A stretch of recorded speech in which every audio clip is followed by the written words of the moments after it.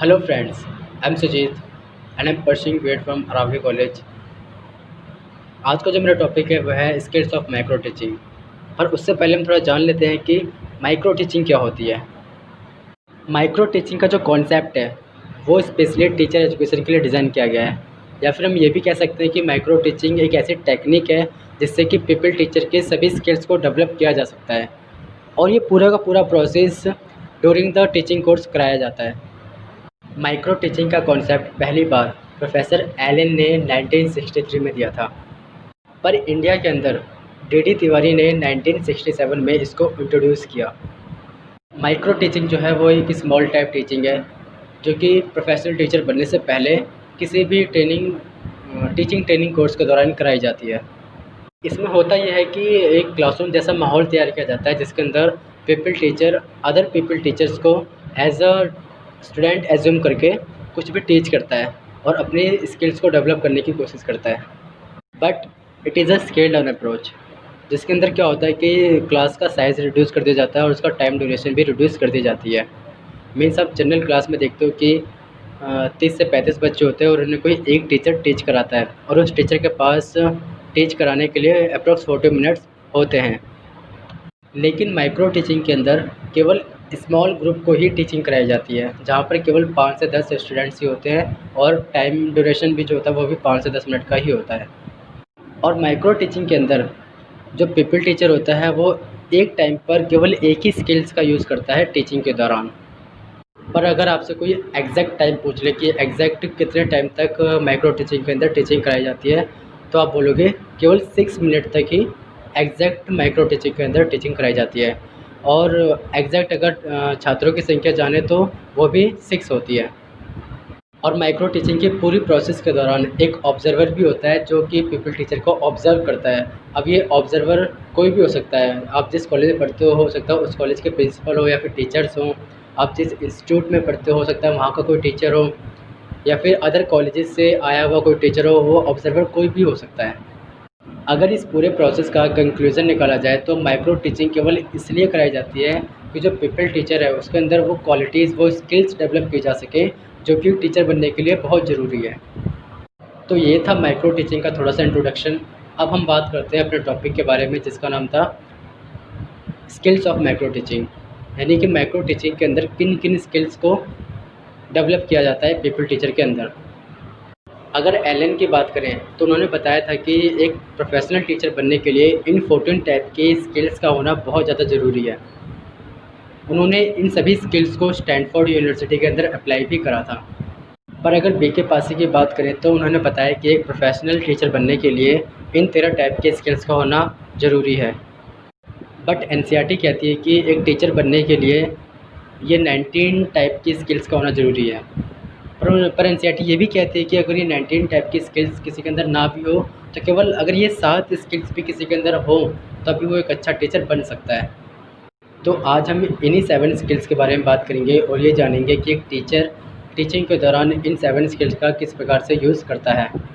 तो पहले बात करते हैं इंट्रोडक्शन स्किल्स की। इंट्रोडक्शन स्किल्स जो है वो बहुत ज़्यादा इंपॉर्टेंट है, क्योंकि जब एक टीचर को टॉपिक क्लासरूम के अंदर बच्चों को कराने जाता है तो उसे सबसे पहले उस टॉपिक को इंट्रोड्यूस कराना होता है कि आज वो क्या पढ़ाने वाला है। टॉपिक को इंट्रोड्यूस कराने से पहले एक टीचर बच्चों से उस टॉपिक से रिलेटेड कुछ क्वेश्चनिंग करता है जिससे कि वो बच्चों का अटेंशन क्रिएट कर पाता है और बच्चों को भी लगता है कि हाँ आज हम कुछ नया चैप्टर पढ़ने वाले हैं। फॉर एग्ज़ाम्पल अगर एक टीचर को बच्चों को ग्रेविटी चैप्टर पढ़ाना है तो वो सबसे पहले क्वेश्चनिंग करेगा कि बच्चों बताओ हर चीज़ नीचे ही क्यों गिरती है, या ये पेन मैंने ऊपर फेंका तो ऊपर फेंकने से भी ये नीचे ही क्यों आती है, ऊपर क्यों नहीं रह जाती। तो इससे बच्चे का जो माइंड है वो तो उसी डायरेक्शन में भागेगा कि वो सोचने में मजबूर होगा कि हाँ यार ऐसे ऐसा क्यों होता है। और बच्चे भी इस क्वेश्चन के लिए तरह तरह के आंसर्स देंगे, और जिससे कि टीचर की भी हेल्प हो जाएगी ये जानने में कि इस टॉपिक से रिलेटेड बच्चों की प्रीवियस नॉलेज कितनी है। तो बच्चों का अटेंशन गेन करने के लिए, उनकी प्रीवियस नॉलेज चेक करने के लिए ये इम्पोर्टेंट होता है कि टीचर जो है वो इंट्रोडक्शन स्किल्स का यूज़ करें।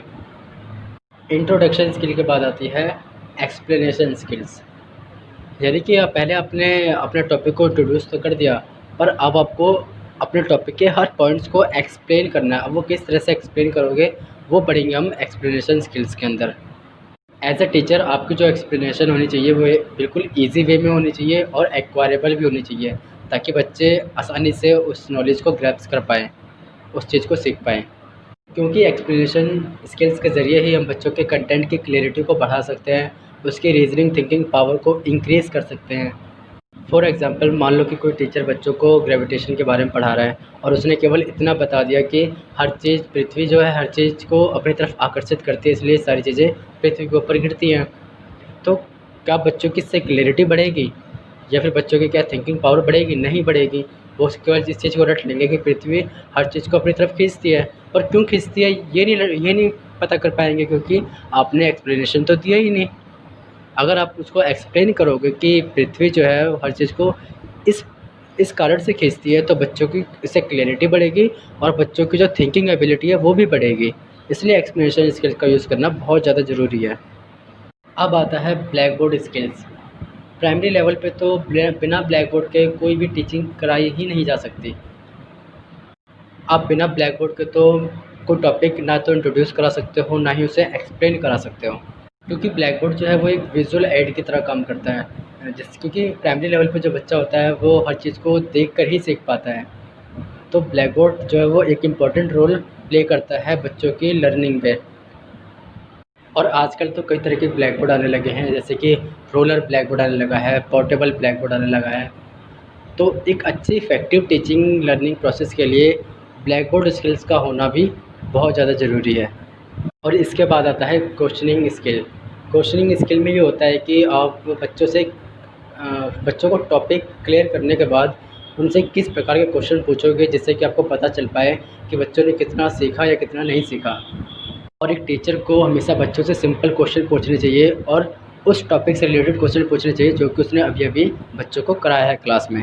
और इसके बाद आता है स्टिमुलस वेरिएशन स्किल्स, जिसके अंदर एक टीचर एज ए स्टिमुलस अपने अंदर बहुत सारे चेंजेस लाता है, अपने अंदर वेरिएशंस क्रिएट करता है। और ये वेरिएशन इसलिए किया जाता है ताकि बच्चों का अटेंशन गेन किया जा सके, जिसमें टीचर डिफरेंट डिफरेंट टाइप के बॉडी मूवमेंट्स का यूज़ करता है, जेस्चर्स का यूज़ करता है, या डिफरेंट डिफरेंट टाइप की वॉइस का यूज़ करता है इन द क्लासरूम, ताकि बच्चों का जो अटेंशन है वो एकदम से टॉपिक की तरफ आ हो सके। और इसके बाद आता है रीइंफोर्समेंट स्किल। रीइंफोर्समेंट स्किल का यूज़ एक टीचर बच्चों को मोटिवेट करने के लिए करता है। रीइंफोर्समेंट दो टाइप के होते हैं, एक पॉजिटिव रीइंफोर्समेंट और नेगेटिव रीइंफोर्समेंट। पॉजिटिव रीइंफोर्समेंट में होता है कि बच्चों को मोटिवेट कर किया जाता है किसी काम को और करने के लिए, जबकि नेगेटिव रीइंफोर्समेंट होता है कि बच्चों को किसी काम को मना करने के लिए, एक पॉजिटिव वे में मना करने के लिए नेगेटिव रीइंफोर्समेंट किया जाता है। तो इसी के साथ आज का हमारा टॉपिक ख़त्म होता है। मैं आशा करता हूँ कि आप लोगों को सब कुछ समझ में आया होगा।